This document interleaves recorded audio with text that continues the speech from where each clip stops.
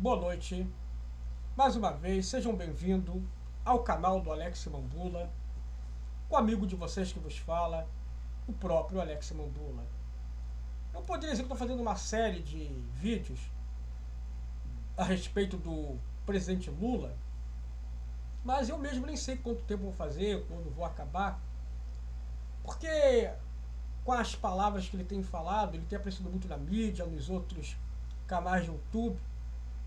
Só que é bom lembrar o Lula do passado, o porquê que as pessoas que votam em Lula são da forma como são.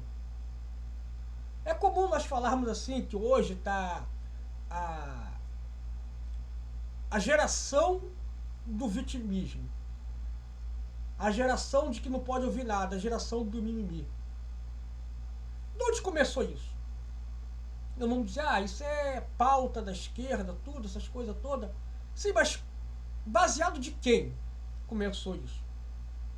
Então vamos aqui botar um áudio aqui do nosso tão estimado e já falecido e saudoso professor Olavo Luiz Pimentel de Carvalho. Vamos prestar bem atenção no que os seguidores do Lula eles se apoiam. Soube que as Olimpíadas vão ser no Rio de Janeiro. Ele, de novo, ele chorou, de novo ele falou da infância dele de menino pobre no Nordeste. Mas quem é que aguenta essa porra? Esse homem, com quase 70 anos, ele é mais velho que eu, pô. Eu sou de 62, ele deve ter o quê? 66, 67? Presta atenção. Né? Ainda está com autopiedade, meu. Entenda só isso aqui. Esse vídeo de 8 anos atrás foi quando teve a Olimpíada no Brasil, lógico, o Lula estava no poder, aquela coisa toda. E lógico, quando um presidente ele vai dar notícia, o país vai sediar a Copa do Mundo, vai sediar a Olimpíada, tudo. Poxa, vai fazer um discurso, olha que muito bom, empregos diretos, indiretos, vai vir isso, vai vir aquilo outro, investimento, nosso país vai estar no cenário mundial, algo que vai levantar, poxa, que ótimo isso aí no nosso país. Só que o cara faz o quê? Vai lembrar da infância pobre, que comeu calango, que não sei o quê, do pai cachaceiro, que batia na mãe, aquela coisa toda, e autopiedade. E o professor fala assim, quem aguenta ouvir isso? Aí eu respondo que aguenta. Os mesmos que votaram nele nessa última eleição. E isso tudo aí foi colocando na cabeça das pessoas que o idolatravam a ser um modelo de vida. É interessante que em outro vídeo também o professor Olavo ele fala que o Brasil as pessoas eles gostam de não de copiar, mas gostar da cópia. E da cópia que é um mau exemplo. Para quem tem Lula como salvador da pátria, como o herói do povo brasileiro, é evidente que todos os trejeitos de Lula, em ser aquele homem que fala sempre da autopiedade, aquilo vai ficar incrustado no coração da pessoa. Quando nós vemos todo esse vitimismo da pessoa, eu sou uma pessoa negra, eu não sei que sofri isso, eu sou uma pessoa gorda que sofri bullying, que não sei o quê.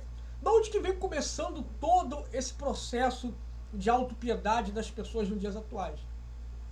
Do próprio presidente, que começou a colocar tudo isso na cabeça das pessoas. Porque quando se vê um cara como um herói, como um grande homem, e aquele homem ele tem as atitudes, lógico que os admiradores vão querer copiar as atitudes dele. Não é uma coisa que é natural, ou como diria, inerente do ser humano se autopiedar. Não, isso tem de pessoas para pessoas, ou como tem aquela velha máxima que a pessoa diz, eu não necessito da tua piedade, nem do teu dinheiro, ou seja, pessoas que costumam ter um certo orgulho próprio. Mas o tão famigerado Lula, parece que ele não tem esse orgulho próprio. Parece que contar e repetir essa história, se bem que atualmente ele parou, mas nessa época aqui na qual o professor falava, ele cansou de repetir. E repetiu tanto essa história de autopiedade que isso aí parece que virou pauta no meio da esquerda. É autopiedade no feminismo, é autopiedade nos movimentos gays, autopiedade nos movimentos negros, tudo de retratação histórica, autopiedade no meio de quem é obeso. Estava comentando esses dias com um colega meu no trabalho a respeito de como que no passado digo anos 80, 70, na época eu era criança mesmo, como que os gordos eram os valentões quem mandavam, batiam nos meninos da escola, jogavam bola, andavam de bicicleta, andavam de skate, de patins, soltava pipa, brincava de polícia ladrão, de tudo quanto é pique-bandeira, eram os meninos mesmo parrudo, tanto que quando no passado, qualquer desenho, qualquer tirinha, revista em quadrinho, tinha um valentão, era sempre a história do garoto gordo. O Francis, o inimigo do Fred quando é criança, o gordão que sempre batia no Calvin Haroldo. E até o desenho do Macaulay Culkin, né, tinha também Francis também, que era um garoto gordão. E veja como mudou depois quando a juventude começou a ficar só em computador, videogame, comendo pizza, ficou tudo molengo. Aí hoje choram porque um gordo sofre bullying. Então, vou dizer, é retratação histórica. Porque na minha época os magrelos é que apanhava deles, então tá só comparando as coisas. Mas aí pergunta em quem esse tipo de gente vota. Na direita não vota. Toda essa gente que faz essa autopiedade, esse mimizento todo, tá sempre votando na esquerda. É impressionante isso. Saco. Olha só. Você lia lá a obra inteira do Machado de Assis. Machado de Assis teve uma infância pobre miserável, que nem o Lula. E que nem eu tive. Também igualzinho. Aí você vê, para alguém souber disso, tem que ler o livro do Machado de Assis. Isso não é divulgado na TV. Toda vez, nem na escola a gente aprende isso. Só aprende de um grande escritor. E o nosso agora presidente Lula, ele vivia sempre falando a mesma coisa. Mas para que isso? Ao contrário das pessoas que contam uma história triste e a pessoa sente pena, ou até mesmo fala, esse cara quer dinheiro com alguma coisa, o cara contava essa história triste tão bem contada e era admirado. Se eu chegar para um cara, pode ser até um melhor amigo meu, um colega, alguém que tem até uma certa estima, e começar a contar uma história triste, o cara pode até me ouvir uma vez, pô, Alex, que isso? Mas se eu começar a contar essa história 3, 4 vezes, o cara vai pensar o quê? Pô, esse cara tá querendo alguma coisa, tá querendo me pedir dinheiro emprestado, vou dar papo não, o cara já me falou isso já, vou cortar dele. Pô, o interessante, parece que o Lula, ele tem um poder de hipnotizar, eu sei lá, que o cara contava essas histórias várias vezes e era reeleito.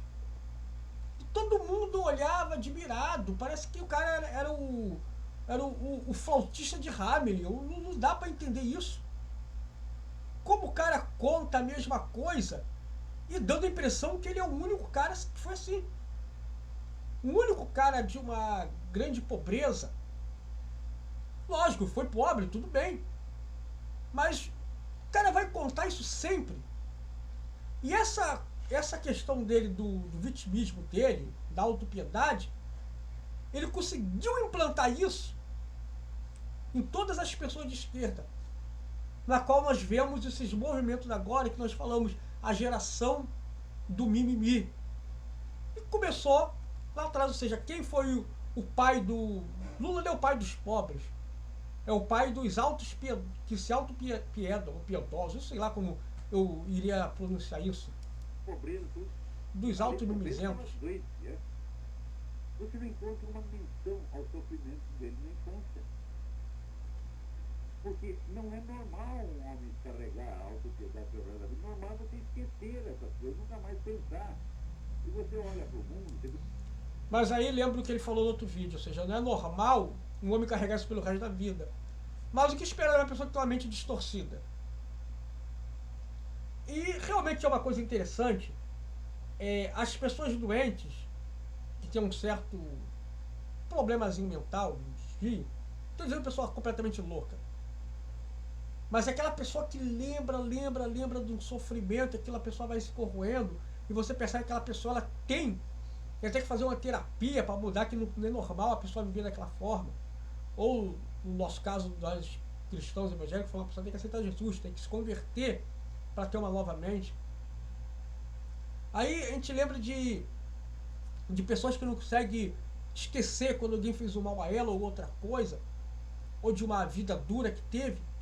Se a pessoa deu a volta por cima, a pessoa não quer mais lembrar disso.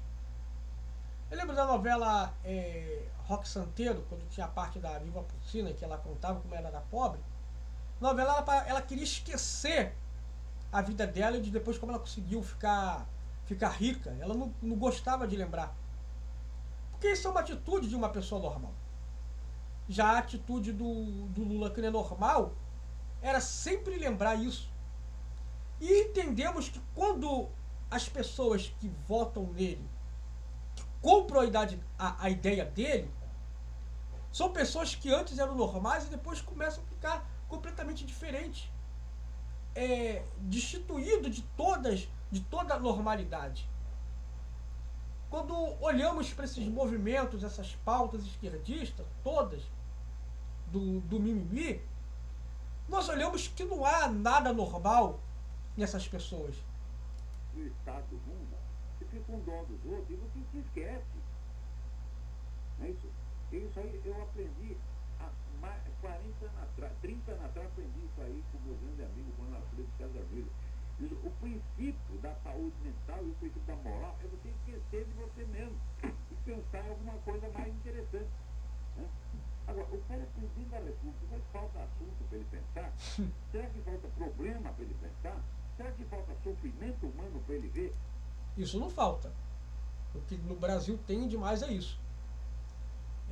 E pessoas que não terão a chance que ele teve de se tornar presidente da República 2 vezes, no caso na época, agora até 3. Isso o cara não conseguia enxergar. Na verdade, antes de ser presidente, ele conseguiu ser deputado federal, acho que foi isso. O cara conseguiu um bom emprego trabalhando na Volkswagen. Às vezes as pessoas falam de Lula como um completo analfabeto e tudo. Estava pesquisando, ele teve um curso. Ele teve um curso sim, poder entrar na Volkswagen. Simplesmente não chegou lá, eu não sei ler e escrever, vim trabalhar aqui na montadora aqui, não é isso não. Ele teve um curso técnico. E isso, naquela época, era uma coisa muito importante, como é até hoje. Geralmente com a ascensão da facilidade, entre aspas, de entrar numa faculdade, universidade, as pessoas tendem a achar que curso técnico é uma coisinha qualquer. Eu lembro da época das revistas em quadrinhos, até um curso à distância, tal do YouTube, acho que até acabou, nem sei se existe ainda. Mas ele teve uma oportunidade. Trabalhou numa grande montadora, e era grande montadora na época. Ainda é hoje, né? Mas na época onde só tinha os carros nacionais, aquilo era um emprego muito bom, bem remunerado. Será que o cara não podia falar bem disso? Dessa época onde ele foi um operário? Ali ele era um homem decente, posso dizer isso. Aí uns dizem que ele armou para perder o dedo, para poder ficar vivendo encostado. Fala que é verdade, às vezes a gente pensa, não, pode ter sido um acidente mesmo, mas quando a gente olha o caráter da pessoa, a gente começa até a desconfiar se até uma coisa que possa ter sido realmente um acidente, o cara não fez proposital. E quando vemos tantas as oportunidades que esse homem teve na vida, não é para o cara viver se vitimizando. Porque tem pessoas sim que nunca vão conseguir oportunidade que ele teve, então essa gente não tem que viver lamuriando o tempo todo. Num país que tem 50 mil homicídios por ano, porra, né? E no meio de tudo isso, ele minha infância de menino pobre do Nordeste. Mas que viadagem, ô presidente! Para com essa viadagem, essa coisa feia dessa autopiedade. Isso é um mau exemplo que você está dando para todo mundo. Aonde eu queria chegar? Um mau exemplo. E o mau exemplo que foi seguido. É o que nós vemos aí. Todo eleitorado de esquerda, quer seja PT, PSOL, PSTU, PCB, PCdoB, que quando você vê aquela gente naquelas passeatas com cara de malucos, é o exemplo do pai deles, do grande estadista, do grande presidente Lula. E é o mau exemplo. E talvez, quando ainda estava no início, esse vitimismo, esse mimimi, nessa época ainda, talvez nem o Olavo de Carvalho iria imaginar que ia chegar nas proporções que estamos tendo hoje. Eu vou abranger um pouco mais. Quando, hoje em dia, quando dizem que o humor acabou no Brasil, por causa de quê? Por causa de vitimismo. Por causa do mimimi. Não se pode mais fazer uma piada de nada. Ah, não. A única coisa que é vítima de piada é o homem ainda. Homem hétero, homem branco, ou o homem mesmo que seja hétero. Aí ele é vítima de piada, ele pode ser. Mas o resto, nada mais pode ser vítima de piada. Aí você vê o programa Zorra Total, lógico que ele nunca foi aquele programa topo de linha mesmo. Mas ficou horrível pior do que ele já era. Aí você vê que grandes programas humorísticos deixaram de existir. A mesma coisa que fala assim, e é normal.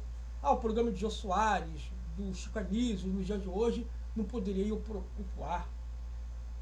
Nós vemos a Praça Nossa até hoje, mas a Praça Nossa sempre foi aquele programazinho meio chatinho, nunca foi aquela coisa mesmo legal. Tem gente que gosta, eu nunca gostei.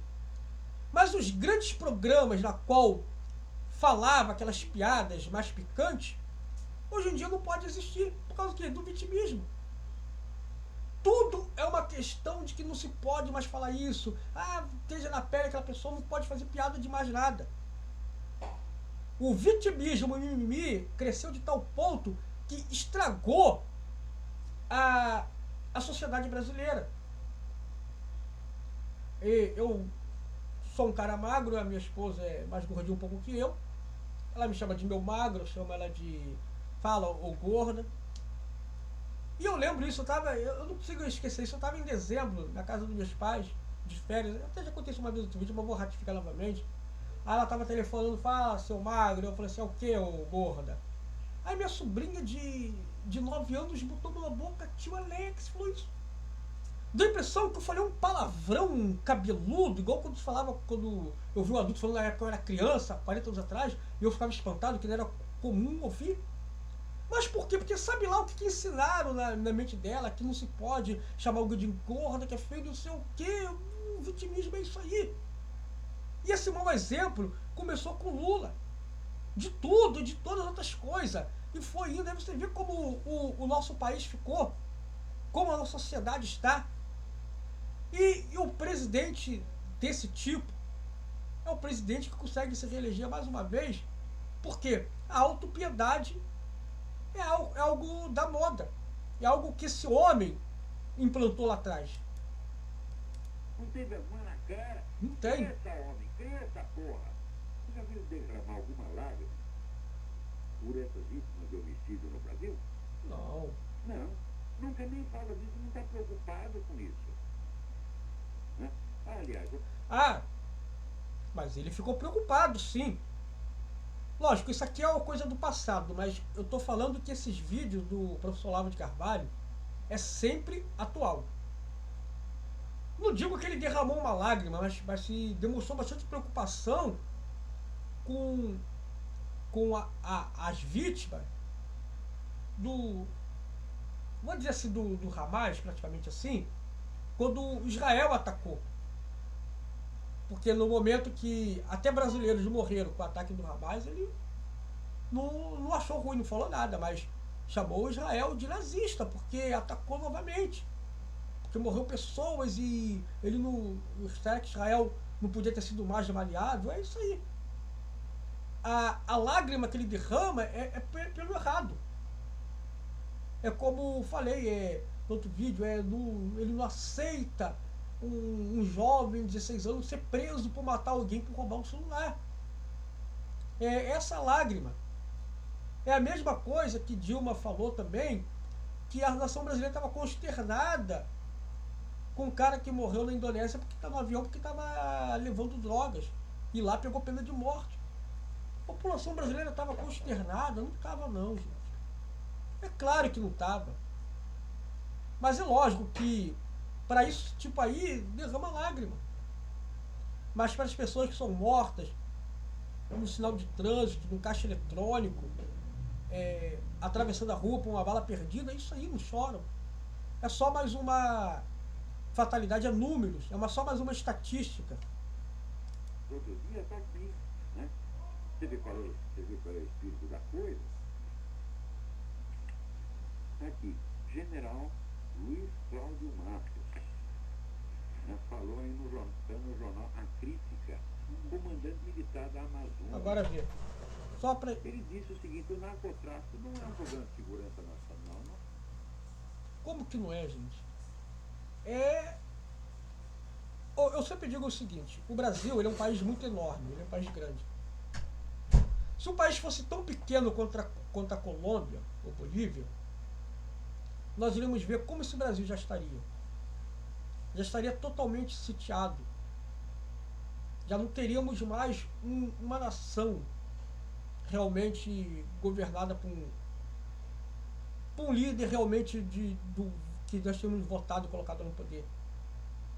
Com certeza já teria um exército terrorista que já teria dominado esse país. Mas é lógico que, tanto para esse general como para o presidente, isso não é problema. O problema é se preocupar com o vitimismo. Não é um problema para as Forças Armadas. Eu vou avançar um pouquinho aqui. Hoje não é apenas banditismo, porque o narcotráfico é uma arma estratégica. O narcotráfico é controlado pelas Farc, que é um órgão revolucionário. Vou adiantar mais um pouco. Agora, o general que é o comandante militar da Amazônia, que é por onde entra essa droga toda, para matar criança nas escolas brasileiras, e esse general está insensível ao problema, como é que você vai querer que o Lula, que está lá em Brasília, na Ilha da Fantasia, né, se comova com 50 mil? Não. Não se comove. E engraçado não é até o termo errado, irônico, que o cara que não se comove conseguiu se reeleger. Mas por que ele se reelegeu? Por quê? Porque Bolsonaro foi bem pior do que ele? Ou porque falava coisas que não se auto-vitimizava? Ou porque ele falava coisas que não apoiava a pauta dos vitimistas? É isso que o povo brasileiro quer? Alguém que se vitimiza e apoie o vitimismo? De quê? Pra quê? Que nação fraca é essa que nós estamos tendo? O mau exemplo de Lula. O cara que só se preocupa consigo próprio. O cara que, quando voltou ao poder, os gastos aumentaram. A Lei Rouanet voltou de novo. Para quê? Para dar dinheiro a quem o apoia.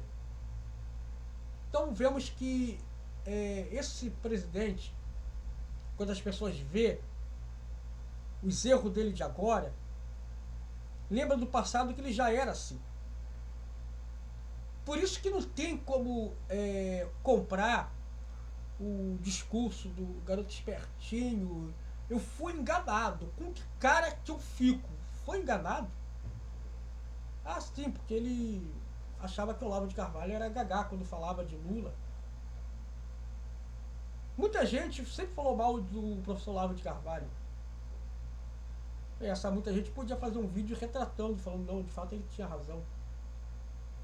Enfim, ninguém que votou em Lula, que fez o L e agora está arrependido, foi enganado.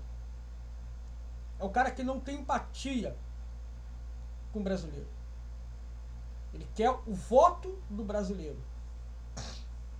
O homem que sempre pousou de analfabeto. Uma vez eu formulei uma teoria de conspiração, conversando com, eu não lembro se foi com um primo meu. Uma vez eu fiz essa teoria de conspiração, há uns 10 anos atrás. Falando, Lula ele não era esse verdadeiro analfabeto que ele pintava ser. Não, não foi, lembrei. Foi no Orkut ainda, conversando com um amigo. E eu criei uma teoria de conspiração. Que Lula podia não ser esse completo analfabeto que ele pintava ser. E por que ele faria isso? Porque ele veio de uma época onde o país era mais analfabeto, onde quem tinha um curso de datilógrafo era grande coisa. Então ele queria ter empatia de um povo que não tinha muita instrução, muito estudo, para poder ser aclamado o herói daquele povo.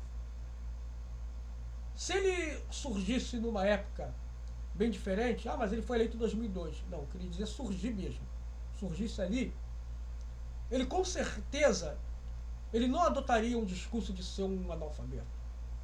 Quando ele fez a primeira eleição contra o José Serra, ele dizia que ele estava preparado, ele estudou, não sei o quê, e ele parecia realmente um cara bem mais inteligente e preparado do que o José Serra, que era formado em medicina. Eu não sei se um dia, quando ele morrer, alguém venha descobrir que esse cara tinha tido alguma formação e simplesmente criou um personagem dele próprio para poder ter o carisma dos menos afortunados em termos de estudo. Eu sei lá. Mas eu não consigo ver um cara fosse tão burro, tão analfabeto, conseguir manipular tanta gente poderosa e que come na mão dele. E agora vemos mais uma vez ele no poder. Eu acho que agora, porque ele está velho mesmo, ele perdeu um pouco da eloquência que ele tinha, eloquência do mal. Esse vídeo está ficando muito longo, estou terminando por aqui, só para a gente entender por que a nossa sociedade está assim, por que o nosso país está tão miserável. E é lógico que tudo isso, o professor de Olavo de Carvalho já falava há muito tempo a respeito desse nosso presidente. Só que quem chamava Olavo de Gagá, hoje está vendo que ele estava certo. Talvez ninguém admite ainda. Vai sempre achar que é um outro poder paralelo que está impedindo Lula de ser melhor do que ele seria. Fazer o quê, né? Terminando por aqui, um beijo carinhoso a todos, um ótimo sábado. Não esqueça de se inscrever, curtir, comentar, compartilhar o canal. Se você é contra a minha opinião, comente aí, pode falar. Vou ler, vou responder e não vamos ficar inimigo por isso, tá bom? Fique com Deus e até o próximo vídeo.